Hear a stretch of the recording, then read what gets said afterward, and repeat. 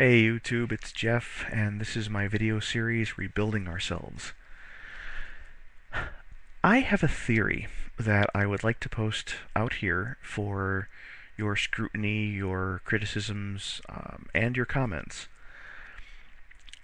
Growing up, I always heard the term mob mentality when something like a riot would break out, or a soccer game over in Europe would get out of hand and the fans would get kind of rowdy. It was always the mob mentality.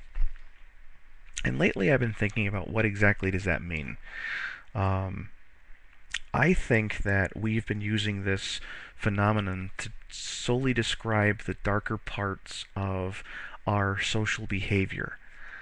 And what I mean by that is I look at this whole mob mentality as nothing more as you get caught up in the moment, the energy and the level of anger that's going through a group of people. Somehow you feed into it and you start doing things that's completely uncharacteristic for you as a person. Your behavior changes.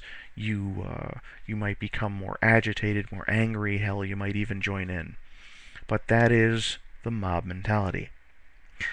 I think it's a little bit more complex than just kind of letting loose and letting anger take over. I think it is it's almost like a wireless network that happens between human beings. And it's not just for the darker side of our social interactions, it's for everything. If we have a job that we truly enjoy, we go there every day, and the people have a semi-decent quality of life, they get decent benefits, they're treated well by their bosses. You go in and you enjoy yourself. You actually don't dread going to work. If you work at a place where you're not making enough money to even make ends meet, you're in debt, your bills are piling up, you have no medical benefits, you don't want to go. And a lot of people will start talking and saying how much this place sucks, things of that nature, and you find yourself saying the same things and agreeing with them.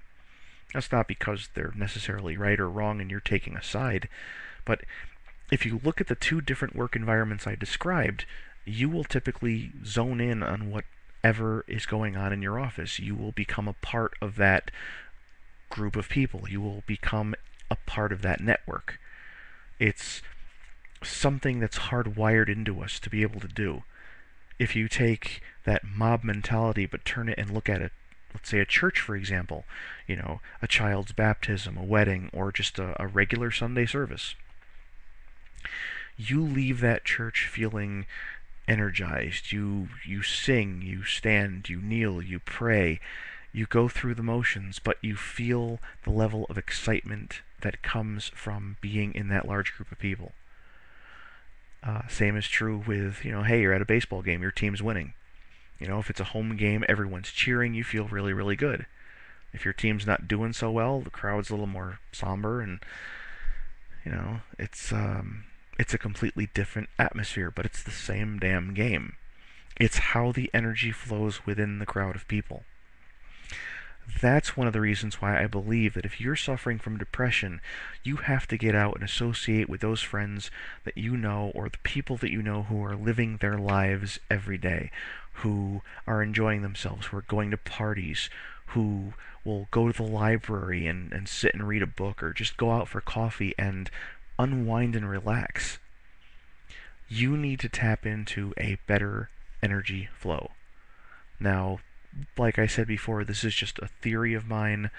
I mean, there's really no scientific basis to it whatsoever, but I believe that we are all empathic on some level. You have some people who can tell from across the room that a person is upset, or is hiding something, or is plotting something. They just kind of have this, there's something going on over there. And you have at the other end of the spectrum the people who are as deaf as a post and can't really interpret anyone's emotions if their lives depended on it. I believe that the majority of our population falls somewhere in between. And like I said before, this is a theory of mine. It's something I'm putting out on the internet because I want some feedback on it. It's actually something I'm thinking about addressing in my book about depression and stress and things of that nature.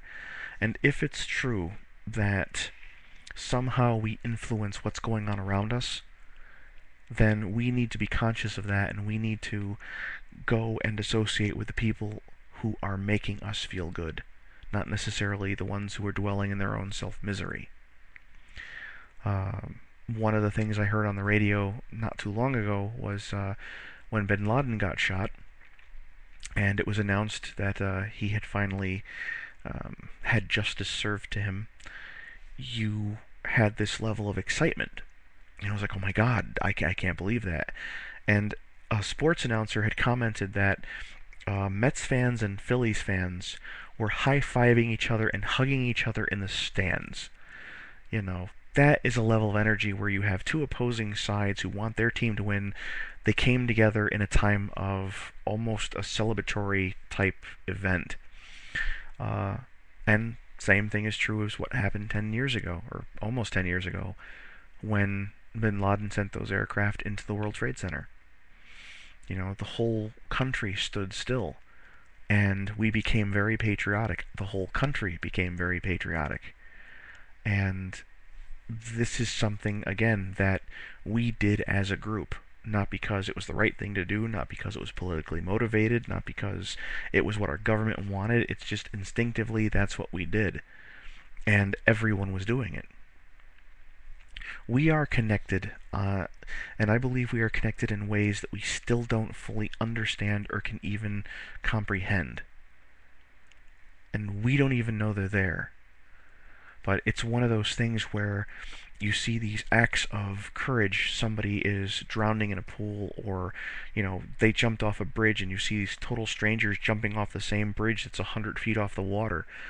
Or, you know, racing to a car that's on fire and getting burned in the process of pulling someone out of a burning vehicle. You know, why do we do things like that?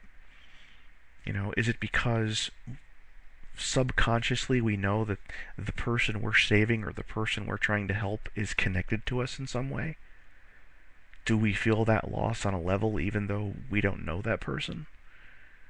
It's all things that we still don't understand about the human mind. You know, we put a man on the moon, but we still don't understand what makes us tick.